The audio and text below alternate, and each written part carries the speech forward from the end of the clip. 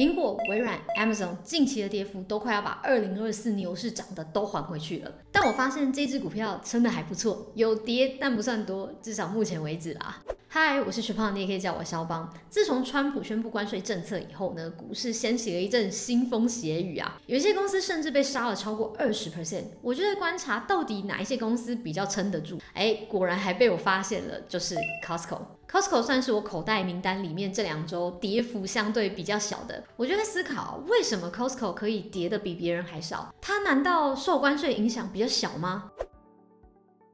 ？Costco 自己本身不生产，所以他们会直接跟当地的供应商大量的采购，这些货物呢会直接运送到他们的仓储门市，或者是配送到他们的仓储配送中心，然后再由这个配送中心赶快运到他们的门市。根据2023年的数据显示啊，全球总共有871间的 Costco 仓储门市，其中有600间就在美国，也就是说 Costco 有69%的仓储门市是在美国境内的。另外，净销售额的部分也有87%是来自北美地区，尤其是美国加州哦。美国加州呢，拥有比其他地区更多数量的大型卖场，而且这些大型卖场都是高销量的卖场。而 Costco 的货源大多是由本地的供应链提供，因此呢 ，Costco 在美国境内的采购比重是非常高的。虽然说依赖单一一个特定的市场，依赖北美这个市场的风险还蛮高的。万一北美地区的营运成本上升，万一美国的经济状况变差，美国的失业率上升，导致北美的销售情况下滑，那么就会影响到 Costco 整体的财务状况。不过呢，正是因为这样 ，Costco 大部分的商品都是来自于美国境内，所以呢，这一次的关税政策对它影响就确实没有那么的大。相较之下呢，美国有一些小型仰赖海外进口的零售业者，他们的股价就非常的惨。比如说呢，美国有一家零售商叫做 Five Below 5美元店，美股代号 FIVE， 就是那个 Five。这间零售店呢，主要就是跟中国、台湾、越南来进口商品，所以这一次川普宣布关税政策，他们的股价就从80几块跌到了50几块。所以回过头来说呢 ，Costco 因为大多数的货品都是来自于美国境内，所以这一次的关税对他来说影响就没那么大。关税对 Costco 影响不大，但是你有没有按赞？对我就影响很大哦。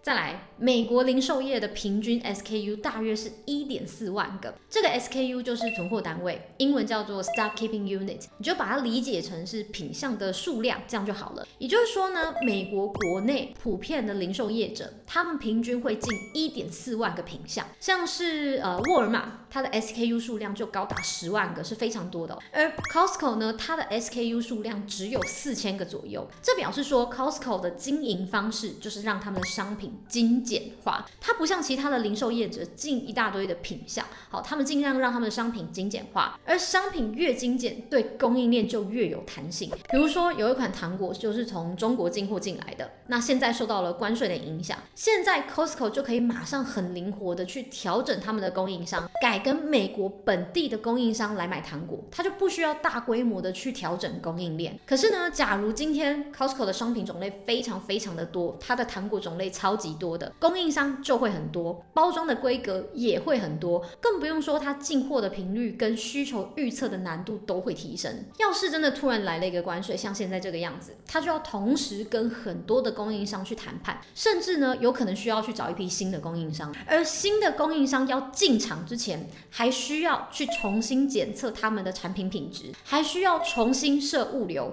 重新上架系统，所以呢 Costco 的整个进货流程都要重新调整。简单来说呢，因为 Costco 的品项相对比较精简，那在面对外部的这一些政策变化的时候，它就可以很快速的去调整它的供应链结构。这个就算是 Costco 不被关税影响那么多的第2个原因，商品精简就算有影响也可以快速调整。如果你还想要知道更多可能不会被关税影响的企业，欢迎你加入我这个零诈骗的私人社群肖邦投资集团。我常常会在这个社群里面分享一些时事的议题，或者是分享一些心得或案例分析，偶尔呢也会开直播跟大家聊一下我的投资经验。如果你有兴趣的话，记得到下面的资讯栏点击连结，马上申请加入哦。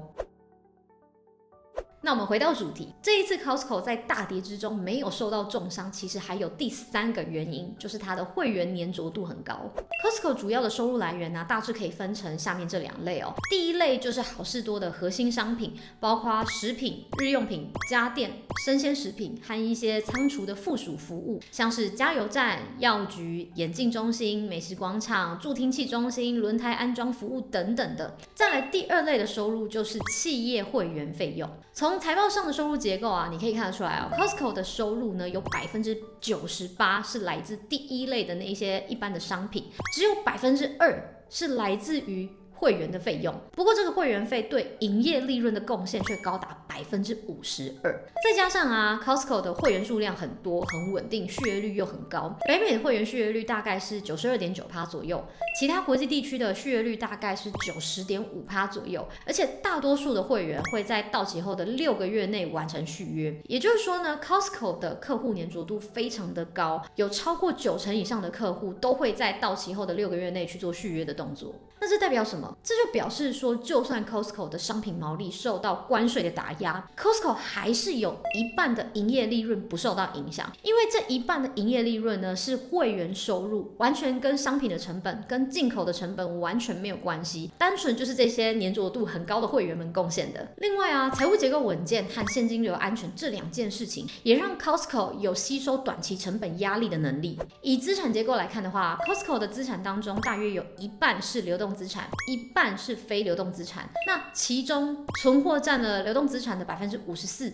现金占流动资产的29%，应收账款占8%，剩下的才是其他的。也就是说呢，除了存货以外，它的流动资产里面占比最高的就是现金，现金占整个流动资产的快要30%。如果我们来看一下实际数字的话呢，你也可以看到 Costco 的 long-term debt， 也就是它要还的那些债务，金额是103加5794嘛，等于5897，也比现金9906还要低。那这个意思就是说 ，Costco 就算把这一些所有的债务还掉了，它还有剩下的现金可以用。再加上 Costco 长期以来呢，它的营业现金对税后净利比都在100%以上，表示好事多的赚钱能力真的是很不错的，金流一直有进来。以上这些数据就代表 Costco 手上有充沛的现金，也有强劲的现金流，能够让它在短时间内自行吸收额外的成本压力，而不是把这些额外的成本全部转嫁给消费者身上。就算今天真的被关税打到，成本上升，那 Costco 自己也有能力自己去扛一部分的成本压力。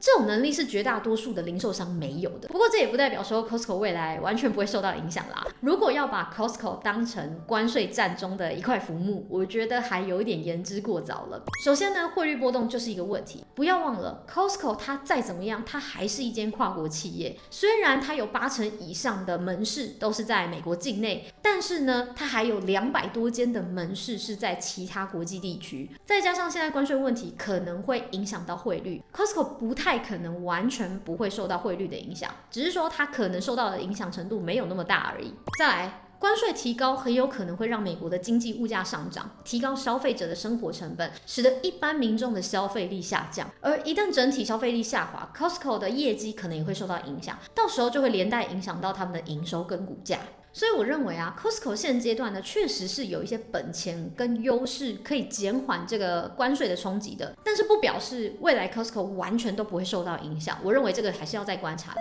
你觉得 Costco 是这一次的关税战当中的 A 一根浮木，还是 B 快沉的船呢？欢迎在下面留言跟我分享你的看法哦。如果你喜欢今天这集影片，记得要先帮我按个赞。那如果你不想要错过未来的内容，也要记得来订阅我，并且开小铃铛哦。我们下集影片见，拜拜。